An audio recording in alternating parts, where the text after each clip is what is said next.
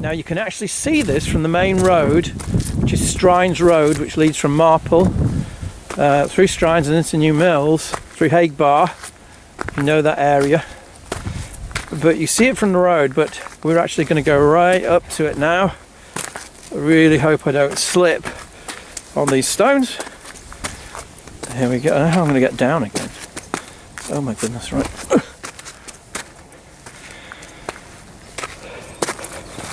And as we get to here, you can look up there. Can you see that cross just up there at the top of the hill? Well, that cross has great significance if you're interested in John Wesley. That's going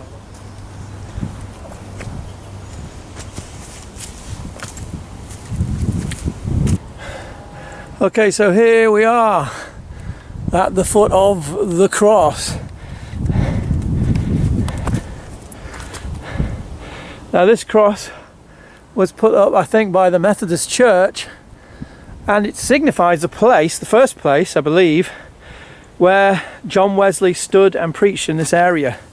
Now if I stand up here, we might get a sort of Wesley eye view of where he was preaching.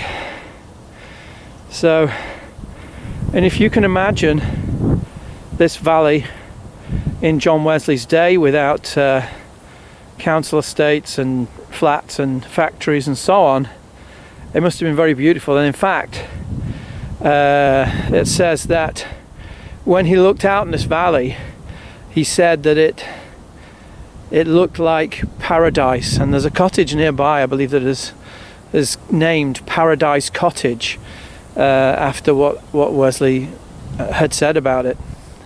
So just amazing. Imagine this field full of many people come to hear the gospel. So there's an entry in Wesley's journal for Sunday, April the 28th, 1745. And this is what it says.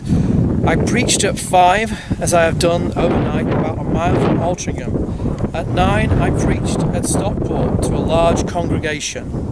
Thence we rode to Bongs, or Banks, as I think it's known now, in Derbyshire, a lone high house on the side of a high steep mountain, whither abundance of people were got before us.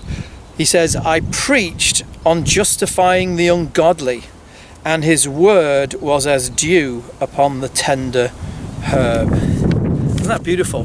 Just imagine Wesley coming and preaching that message, and all the fields filled with the farmers and the labourers and the people who worked around this area come together to hear the gospel of Jesus Christ. You know, they were willing to come and hear. They were seekers of the truth, and Wesley was not ashamed to stand out here in the fields, you know, an ordained Anglican minister, just out here in the middle of nowhere, but just preaching the gospel to this great crowd of people. Pray God, give us that evangelistic spirit and the willingness to endure hardness as a good soldier of Jesus Christ. That is what we need today in the church. So this is a special place for me, a place where Wesley first preached when he came to New Mills, which is my hometown. How about that?